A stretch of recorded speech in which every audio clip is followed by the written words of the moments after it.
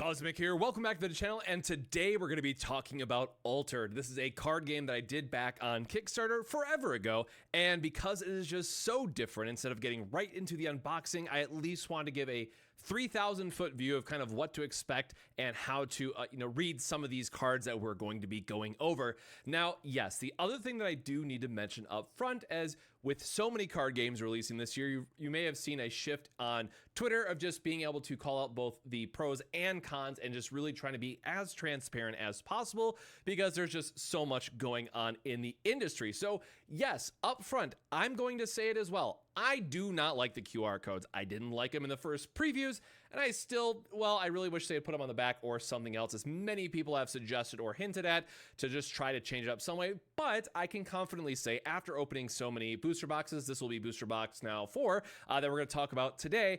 Honestly, I've grown blind to it, for lack of a better word. Like, it doesn't nearly bother me as much as I kind of initially expected. So if that is a worry for you, I would definitely say it does go away over time. But for some people, I can understand to a point that it is going to be a hard stop. However, please do not let that be the only thing preventing you from trying out this game, because it is lining up to be one of the best card games launching this year.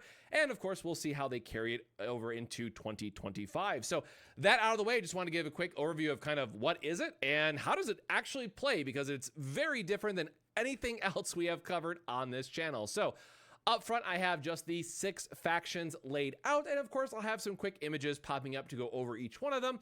We have Axiom, which is going to be more landmarks focus, and honestly, a lot of this does feel like a little bit of Legends of Runeterra for me in terms of like the overall styling, and you'll kind of see that if you followed our LOR content back in the day or currently playing LOR. But this is all about your landmarks, building up your city of your foundations and getting value that way. Bravos is just these big, massive creatures that you can slam down for a ramp engine. And there are going to be some sub-themes like season and getting plus one counters that carry throughout these factions. But overall, I think when most people think about Bravos, it's these big ramp bodies that you can lead into. Lyra is going to be just RNG is fun. And this is the one that I actually demoed when we got to check out the game in the Netherlands initially. But it is kind of literally roll the dice and see where fate takes you. There's also a really cool alternate win condition within this faction that does carry over into some of the cross-faction cards we'll be talking about later. But truly, if you are looking for something that is just more fun and really engages with the game systems in a different way, that's definitely the faction for you. Muna, or Growing Together as I like to call it, bunch of nature themes, bunch of +1/+1 counters that you're giving to your stuff. Just think of this as your traditional green deck that just wants to grow over time, or just stick a early threat that you can ramp up to a very high number later on. Ordis is going to be just the token spam. Think Demacia, think Law and Order, think Azorius. Literally has bureaucrats as a archetype within the set. That's kind of the vibe that you're going to be getting. And then lastly is Izmir, which is your control. Very Dimir, very spell heavy, very trickster focus, which I really love, and is definitely something that if you are more of a control heavy player, definitely wanting to start there, even if it is a little bit more difficult to dive into kind of first go. So that's the factions at a high level, but what does it actually translate to in a game itself? So there's a lot to look over here, but I'm just going to try to explain it very quickly at a high level. But in Altered, it's a expedition game where you're trying to align your 2 tokens. You have your companion and your hero, as you saw in some of those card images, and the victory condition is to get them onto the same tile, the same spot. So each one of these is a card, but we'd want to have them, both of our tokens, on the mountain here, for example. So the way this plays, much like Star Wars Unlimited right now, or some other, action-based games, it's I take an action and then you get to play something. So I just went through a quick scenario here of kind of how this goes between player A and player B on the bottom. So player A has the 2 Haven Warriors, and player B has the lined up down here. Now you'll notice there's all these various icons for forest, mountain, and water. So think of this game much more as kind of like tug of war. I'm not really trying to, attack a life total or gain to a specific, lore count or anything like that. It is a play this board and try to get through these different territories by comparing the numbers on your cards that you play.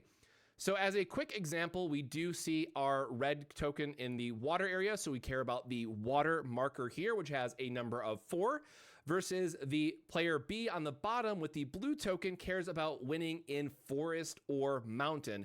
So when we compare these two at the end of the round, you see that the red player, player A, is winning off water, so they're going to move forward one. However, they do not have enough points to contest in mountain, even though they are winning in forest. Player B only needs to win in forest or mountain, so they will move forward as well, even though they are losing in those other two categories. And of course, as you go through these, it's going to change kind of what your victory condition is to ascend or go forward. On the opposite side here, you'll notice that we have both the Haven Warrior and the Frog Prince, where now it's comparing all three. So in this case, if they were winning on any one of them, they would the player above would go forward. So they are actually winning across the board here. But if we had like another one of these Orders recruits where it would tie in forest and water, if we had another 1/1 token, they would still win by mountain by a point and get to go forward, while they are contesting across all three here for the Frog Prince. So that's a very quick high-level rundown. I'm going to link some videos down below that you can check out for Main Deck Dan, who does a lot of great content for the game that's really worth checking out. Always does amazing how to play videos. And then also, I'm going to give a special shout out to Trickster, and also another reason why I think this game is worth checking out. So as I'm showing here, this is a live today board game arena simulator that you can actually try out Altered. So even if you say, hey, I missed out on a roadshow, or if I missed out on, some other time to play the game, you can go make an account, go play this today. And what's really exciting is the devs have mentioned kind of up front that at launch next month in September, you'll get to play with your collection. So no longer is this just demo decks or starter decks that you get to play with. You now will get to tie in your collection to this online simulator that will be completely free to play from, other than having needing the cards in your collection, but no additional like services or anything like that. So for someone who wants to play both physical and online, you can take your collection to Board Game Arena and continue those games. Maybe you can go to your locals one week, but you want to go online, it's definitely worth checking out. And also, it's very well done. So I'm very curious to see what their solution here is long-term and how they're going to grow this, if it is just going to be like a set 1, set 2 thing while organized play gets off the ground, or is this just going to be something that's carried throughout and something that's really well received through the community and kind of celebrated as a great way to play the game. Honestly, I was very surprised at the quality that they've put into this, and really shows that this isn't some 5-minute project that they threw together, but something that was very well thought out and worth a look. So with that out of the way, that is just a very quick overview. Again, I just wanted to kind of touch on this at a high level, just so you know kind of what to expect as we're going through these cards. But with that out of the way, let us get into the actual Kickstarter bundle itself. So yes, we do have a Kickstarter box, which you'll notice does have the 37 booster packs instead of the original 36. That is something to consider as well. I will be linking kind of this breakdown that shows what's in the Kickstarter boxes versus what's in the regular boxes. And it is significant. I won't sugarcoat that either. But at some point when these boxes are going for, $250 in some areas, or more, it's really worth it just getting the normal boxes kind of next month at the full launch. So yes, this is just a really quick look. Of course, I'm going to put this to the side, but honestly, the Kickstarter edition also has custom artwork that they had, but is overall really nice to look at. So I'm going to put that off to the side and try to find out where my angle is here. So again, we're just going to quickly go through this. We are going to show off the card artwork, maybe talk about some interesting cards as we get to them, and just some other high level thoughts about the game. Now, something to consider is that I am also, there's going to be no freebies here, I guess, as I would say. By the time you're watching this video, I will have already scanned everything in or have taken care of it. So keep that in mind, that I have no problem just showing off some of the cards. So in the Kickstarter version, you do get a foil hero in every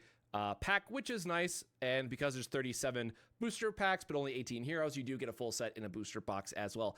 I'm sure most people, once the sense gets knocked into them a little bit, I saw people try to sell a set of the 18 heroes for $100. I sold them for 25. That's my personal take on it. Like, I would much rather have people just get the stuff and go on from there, but we'll just go over some of the cards. And then, of course, as we get into a couple packs, we'll go a little bit faster, but just explaining some of the other mechanics as we go on. So the other part to mention here is the reserve, which I didn't cover on the last part. But after a card goes from your expedition, if it didn't have a fleet encounter, it goes into your reserve, which is 2 slots that you can have, which largely acts as a kind of a second resource that you can pull from, that you'll either have cards that do certain effects by discarding them from the reserve or by having them go from reserve back into the expedition. It's just something to look out for. So as we're going here, and there's one of the landmarks that we saw otherwise about getting value in tokens. And again, yes, the QR code down here is a little bit annoying, but as you're going through it, I mean, the artwork in this game is just absolutely gorgeous. I have been a huge fan of what I've seen so far in terms of both rares and uniques in general, but just something to go through as we're kind of going from here. Oh, this is also a good one to call out is the arrow means activate from anywhere, the hand means it activates from hand, and then the little moving icon means that it activates from your reserve. So something to look through as these cards as well. So admittedly, I haven't gone as far down into the weeds of, what is the exact, number break point for both forest, mountain, and water in terms of what is the, like in Magic, right? We would say a 1 cost is a 1/1, a 2 cost is a 2/2, or the bear, right? And how the points increase kind of in a linear fashion most of the time like that. I'm not 100% sure what they are in this game yet, but something to look forward to.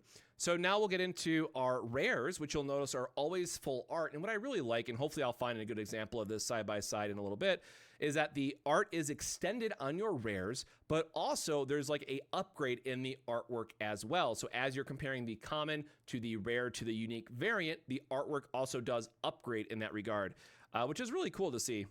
So they're Chronicler and Foundry Engineer. Oh, I guess that's a good one to show too.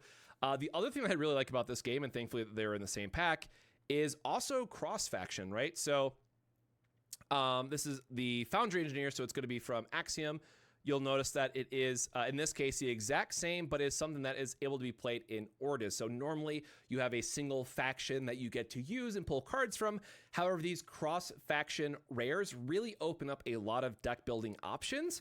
And that's the thing that I think is really going to catch people once you start to get into the game and really start to learn how some of these can play off one another and really evolve your deck building strategies. Because the other thing that I should mention up front is that for your deck building in this game, you can have 3 unique cards, 15 rares, and then the rest have to be commons of a 40-card deck. And again, as I mentioned, going from common to rare, the cards themselves do upgrade, but in this case, with the cross-faction rare, it can also provide you with a unique effect that your faction might not have had the opportunity to utilize previously. So that is definitely something worth looking into. And for this, I'm just pulling off like tokens to the side because they're not exciting. And also one less thing to worry about if the foilers are in the back. So up front, we have another hero. We have another landmark. So again, these are just your permanents that stay in play. Mana Channeling, Inari, Loki. Loki, just a fun, chaotic card. Absolutely love it. And the other thing that I should mention also, this reminds me, I meant to say it up front with Loki. I think it has the exact wording. Each player discards their hand and then draws 3 cards. This game does support multiplayer from day one. There are rules online. There's official support for it. So if you're excited for that sort of thing, it is definitely worth looking into. Kraken. There is a Haven Bouncer, gains 2 boosts. Bravos Vanguard. Lyra Chronicler again. And Helping Hand, which I believe that's a cross-faction rare as well. So, I didn't even notice that. Sorry, as I was going through it, because I think I mixed up my piles here. We also have uniques. So this is our first unique of the box. You can tell by the gold stamp up front. And then also, these are truly one of one. Now, that is a thing that I know might scare a lot of people kind of off the bat, is that if uniques are one of one and they're absolutely busted, like how is that fair? The uniques are anywhere from okay and interesting to straight up bad. So this is something that the company has mentioned that they do have some protection against, that they're not going to be something that's just like outright busted in the unique. So that's something to look out for. But they are really cool, and then they can have some, well, unique effects that can also help alter your deck building construction. So definitely something to look forward to. So here we go again with Subash.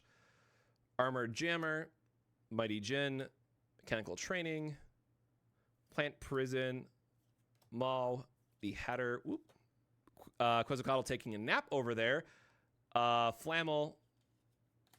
My cards keep getting stuck because of the way I'm holding them. Ortis Cadet, which again being very token heavy. Then we have a cross-faction John here that gets to leave and get more tokens. So what's interesting about this one is the normal version gives you 2 of the soldier tokens, where this just makes a 2/2/2 robot token in your other expedition. So again, still keeping that token theme, but now changing the token that you're getting. That is a shifted Robin Hood. And I always forget the Kraken is technically Izmir or Ordris, but it's one that wants to be like a token spam control style, which does well into both factions. But a card that is one of a alt art exclusive to the Kickstarter that I really, really love. So always good to see that. So probably open up, 4 or 5 more boosters here, just in terms of getting to see what the leaders and some of the commons look like. And then after that, we're going to do a little bit quicker with trying to just get out to the rares and uniques. Oh, so there's the common version, which I think it changes it to be 2 less instead of 1 less, if I remember correctly. But something we can get back to as we see kind of more of these rares take place. So again, just trying to quickly show off some of the artwork. If anyone wants to pause the video and show or see where some of these changes to the arts are made and all that good stuff, it is a good opportunity to do so. So Chiron is a rare. Beauty Sleep gets a sleep. Also very fun that it works into an alt art win con. And then a Baku and a Blade Dancer. So you might notice in the Kickstarter versions as well, there's a chance to upgrade your common slots into a rare. So you can open anywhere between 3 to 5 rares within a booster itself. So that is something else to look out for. Kojo, really great card, by the way, just because you get the token as a good way to apply pressure. Getting into mana channeling. There he is. Shenlong, another one that has alt art that is exclusive to the Kickstarter version. A lot of card games have done this, but it will have like the normal art in the normal boxes. But I'm glad I'm going to have my common play set. So we have Inari. This is another one that is cross-faction shifted. This one is just stat space, and then it has one of those abilities that we talked about that as you discard this card from your reserve, it's going to get an extra effect. So activate the play triggers of target permanent you control, which again, in what's available within set 1, this is going to be your landmarks to either get a charge counter or draw a card, something of that nature. Lyra Navigator, Ouroboros Trickster with the dice rolling shenanigans, Cathedral and or not Cathedral, it looks like Cathedral, Bastion, and then the Cadets, which are going to get us our tokens. The other thing that's worth mentioning is in these Kickstarter boxes, you can actually get a God pack or gold pack, whichever you want to call it. I talked about it on Twitter. I did actually hit one, and of course the box that I didn't want to record because I want to like open it up and see how the pull rates were and all that stuff. But it is very exciting when you get them because you get a ton of uniques that you can brew with and kind of figure out where you want to take your faction of choice. Helping Hand, we're getting more of the faction shifted. This is the Izmir Mage, which is faction shifted as well, and Ordris Spy. So this will be the last pack, and then we're just going to quickly go through just to show the rares. Because of how much I've opened, this is also all I need is the rares, because I got a common playset out of 3 booster boxes with some extras. So something to keep in mind too if you just want to collect your common playsets. It's about 3 boxes of the Kickstarter. Unsure of what it'll actually, love this card too, by the way. Unsure of what it's going to be during the actual release of how many boxes you need to get. But again, keep in mind that commons in this game are actually the bulk of deck building and how you kind of want to build out your strategy. So commons in this game are by nature a lot more important in that regard. So Tiny Jin, Nurture, Loki, and the Orders Troop, which is just a cheap threat you can play with some extra stats there at the end. So from this point, we are just going to kind of open up, try to get more of the uniques that we're going to show off, right? So we're going to quickly scan to the back, put this off to the side. So we have Reprocessor, Scrambler, and Spycraft. So again, this is where the bulk of your exciting things are going to happen in terms of, where do I want to start my deck building strategy? Do I want to play anchored, and do I want to buff up the tokens that I'm going to be creating, or is there something else that you want to lean into? So getting back here, get all our commons, trying to make sure that this is in frame every time so people can see kind of what the rare effects do.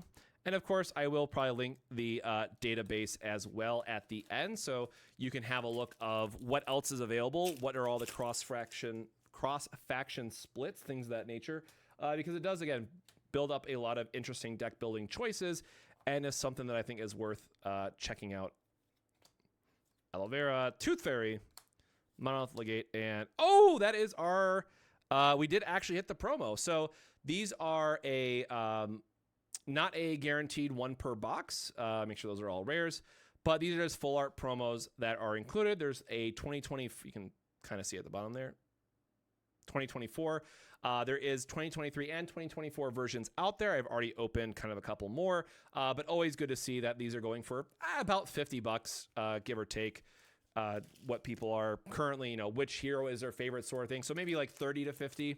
Obviously 50 being the more playable ones, things of that nature, but really cool to see one of those, come out of our box as well. I don't think I got one out of the other box I opened, if I remember correctly.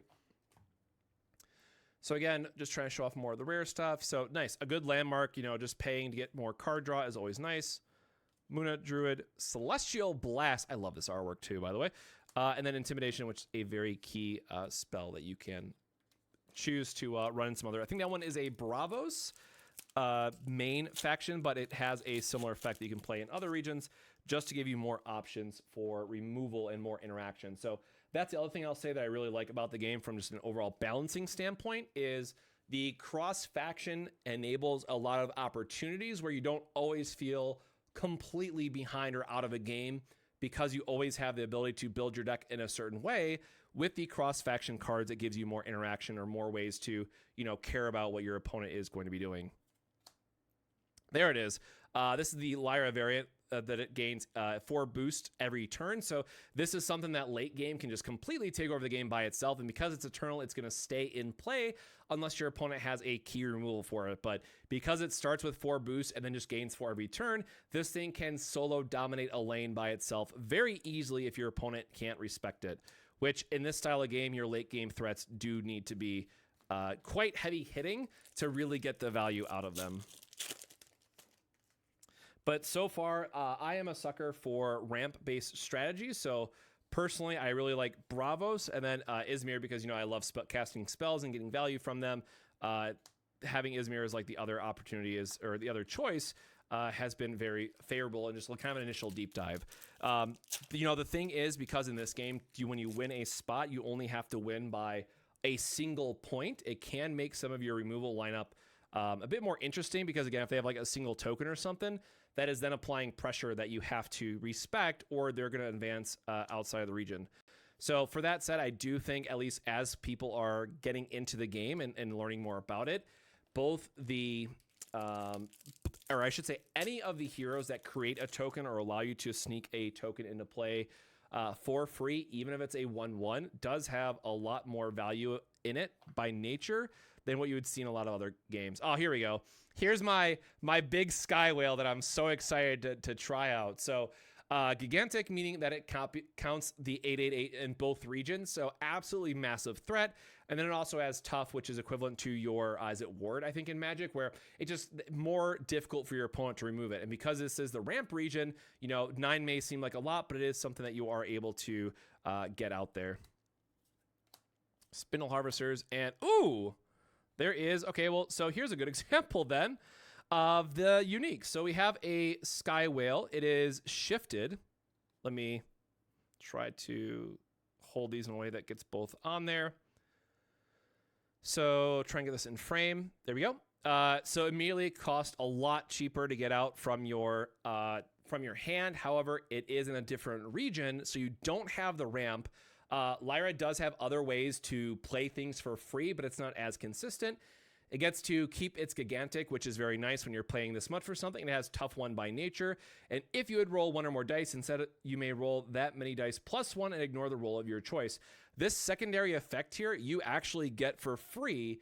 Well, I shouldn't say as free because you have to play the landmark to get it, but you have this effect as a landmark. And then, of course, if you discard from your reserve, which at 9 costs, I'm probably discarding this every time, you can have a character get fleeting, which means it's effective removal. So instead of, if they played it from their hand that turn, going back to the reserve, if it has fleeting, at the end of that round, it gets discarded. So this is a great example of at quick value. Like, this is not that exciting. This is not a unique. I think a lot of people would go, oh my God, that's insane.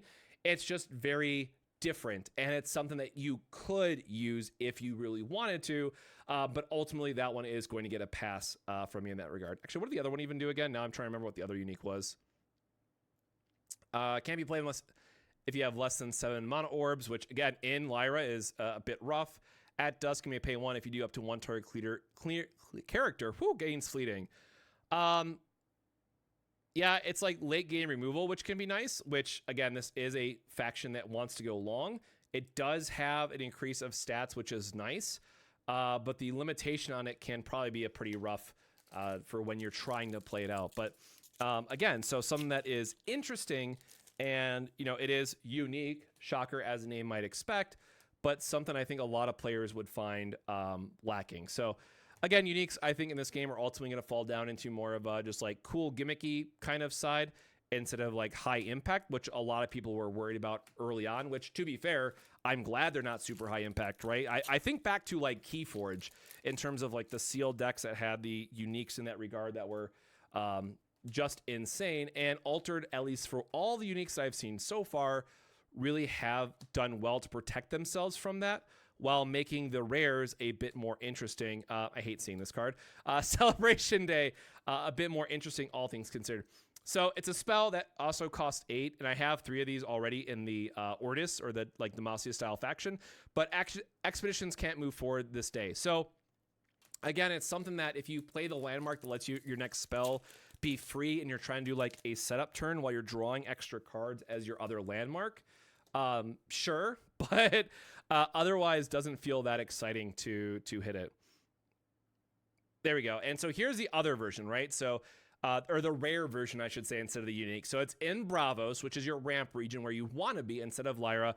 It has increased stats for mountain and water, but it can't be played if you have less than 6 mana orbs. And you start at 3. So this is effectively a turn 4 or later play, but within Bravos, you do have the option to ramp. Oh, there we go. Speaking of the RNG, Landmark, this is the one that we were just referencing on the other card, and then Meditation Trading, which is an insane staple that I'm sure is going to see play for a little while in terms of like the anchored archetype is just so very good right now. So other than that, just going to quickly go through, again, as I mentioned, the rest of these just to see what's available, try to call out the various or more interesting cards kind of as we see them. Other cards with Gigantic as well, then the Council. So there are, you know, multiple ways. I think there's 4 cards in total, not counting uniques, that have the Gigantic tech. So like if you want to think about just having one big body that's able to defend your territories, there are a couple different play strategies that you can lean into, which is really nice. Quetzalcoatl again. Oh, there we go. We have another. Man, is this just a Lyra heavy box? This is what I get for talking about this region. So I have Season, which means as you put boost counters onto this and it goes to your reserve, remember if you play it from hand and it goes to reserve, you actually get to keep those counters. If you have 3 or more base statistic of 0 among your characters you control, up to 1 target character gains a sleep, you may have it gain 2 boosts. And this is meaning it happens both from hand and it happens from your expedition. A sleep is actually really important here because this is part of an alternate win con in one of the landmarks that you can play. And I guess keeping the boost is kind of relevant. If I remember correctly, there's like a couple cards that do give boosts as well in that faction. So that's the other thing I'll notice is in the Kickstarter boxes, the uniques have been pretty heavy that like if you get your uniques, there's going to be like a certain faction that had the kind of majority of it. But so far we are 3 for 3 on the Harp faction or Lyra faction. Again, so here's one that I mentioned where you could activate the draw card part, and then you can have the additional trigger effects, which is nice too. So Charge and Sung Wukong. There we go. Another Bravos in this case, getting another unique. If you control 2 or more boosted characters, I gain 2 boosts. Spoiler, in Bravos, they do have a sub-theme for that as well. So this is just fine. I'd have to go back and compare it against the rare variant, but nothing that, you know, jumps out at me in terms of it's being insane. There's other cards that do that. So that's a cross-faction shifted unique that someone might want to end up doing something with, but nothing that is immediately like, oh my God, this unique is so busted.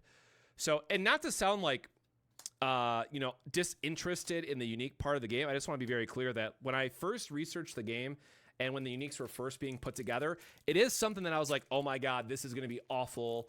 let's see what they do for power creep. Like, how important is this going to be to have in your deck to find like the true 1-of-1 staple? And ultimately, I gotta say, again, they have just been more gimmicky or some. Oh god, I love this artwork of Shenlong. It's also the one that's on the booster pack and the designs, but this alt art compared to the others, I really want to open a foil unique of it. Is by far my favorite alt art of the Kickstarters themselves. And again, just good stats otherwise in terms of, you know, being big and all that stuff. But I just, again, really love the artwork coming together so nicely as it does.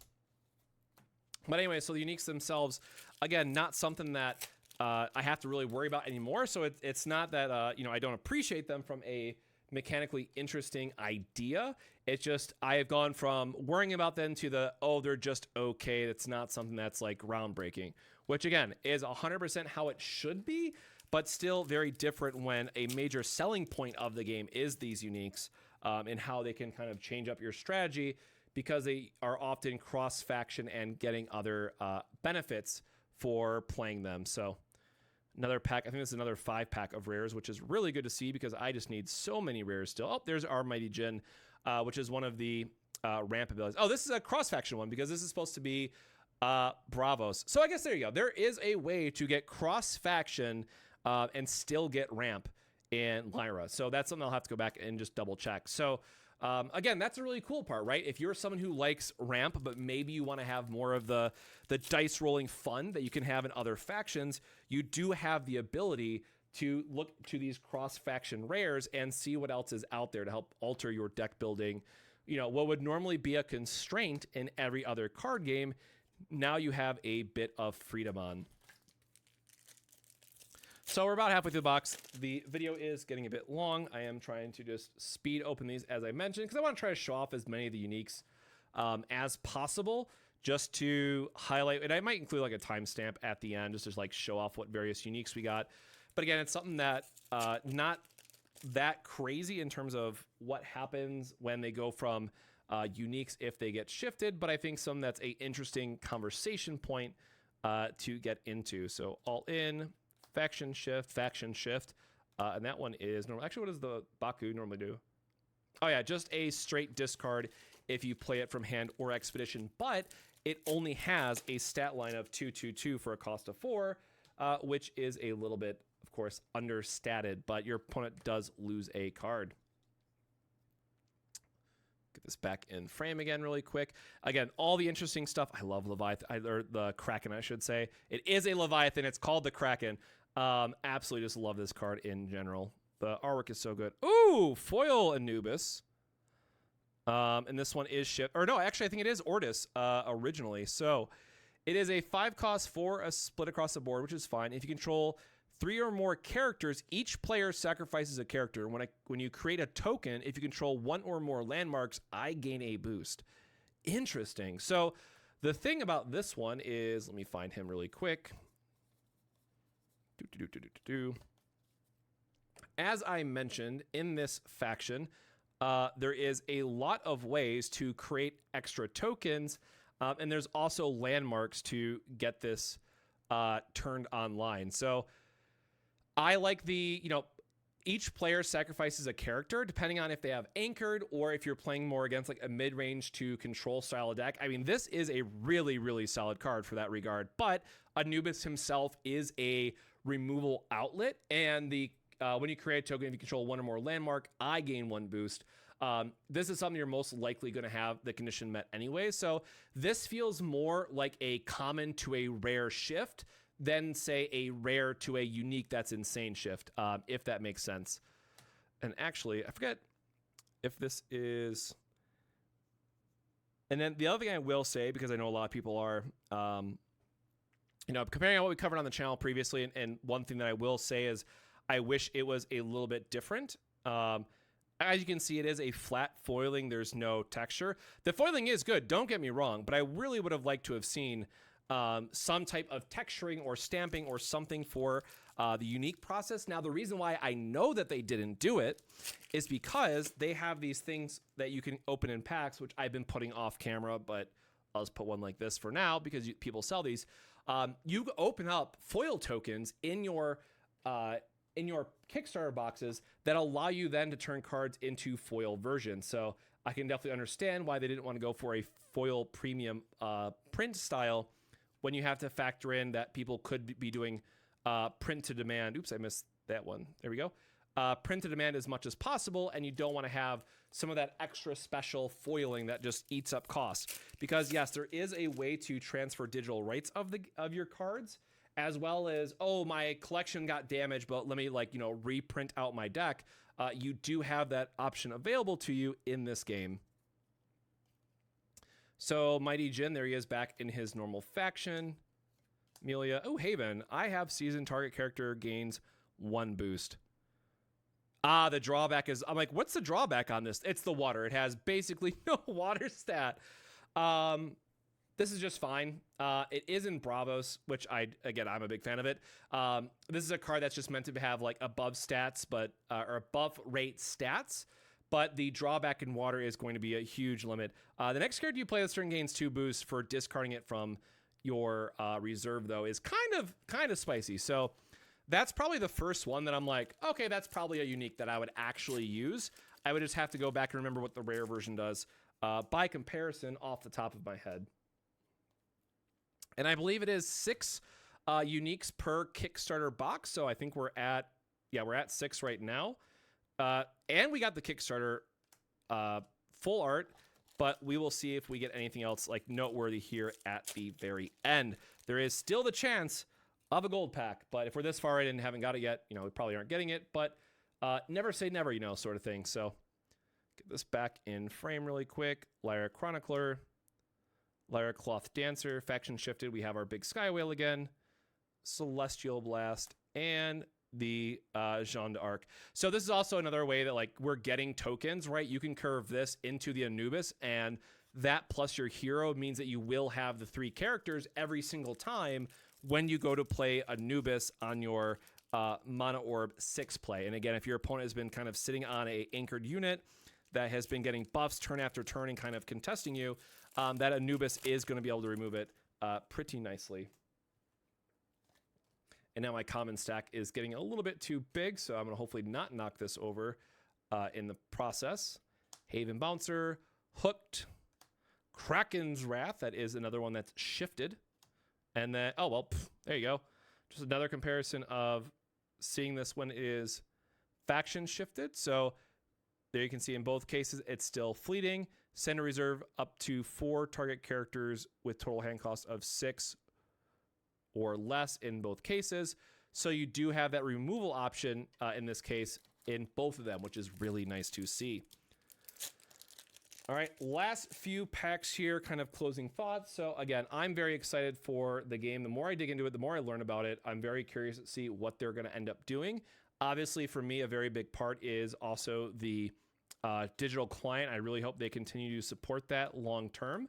And if they do, and come September when it fully supports the collection play, I will probably be doing a couple videos just to, showcase. Obviously, I've bought quite a bit of cards, showing off some gameplay and really getting more into the proper deck building style. Now, obviously, I'm still to be busy with other things like Union Arena, but that doesn't mean that I can't enjoy, there you go, other games from time to time. So here we see a unique. Mulan, I think, is Bravos initially. I kind of forget. So it does keep its base effect here. It does have the increase in Mountain, but an increase in cost when you're trying to play it from your reserve, even if it loses fleeting. When a character you control gains 1 or more boosts, up to 1 target character gains fleeting. So yeah, this one is nice. I have to remember which faction that they're in, because that's something that's going to change my opinion on the card overall, but something that is definitely still worth checking out, all things considered. So with that, our last pack is not a gold pack, but we will see. I think I got like 8 uniques in my other box. We'll see what the last couple cards here are all together. But definitely let me know in the comments below if you want to see more altered content once we get the ability to build some decks and do our own testing and all that good stuff. And yeah, here's all the rares that you get, out of a booster box, which is pretty solid. But yeah, let me know what you think. Like I said, pretty excited for it. I think there's going to be some good stuff happening for this game in another month. I'm going to our local road show this Friday just to see what the other local interest is looking like. But other than that, let me know again your thoughts and kind of what your either favorite faction is, or if you're kind of on the fence before, let me know this video helped give some good insights and maybe what you're looking forward to next. So until then, my friends, stay safe, stay hydrated, and I'll see you in the next video. Cheers.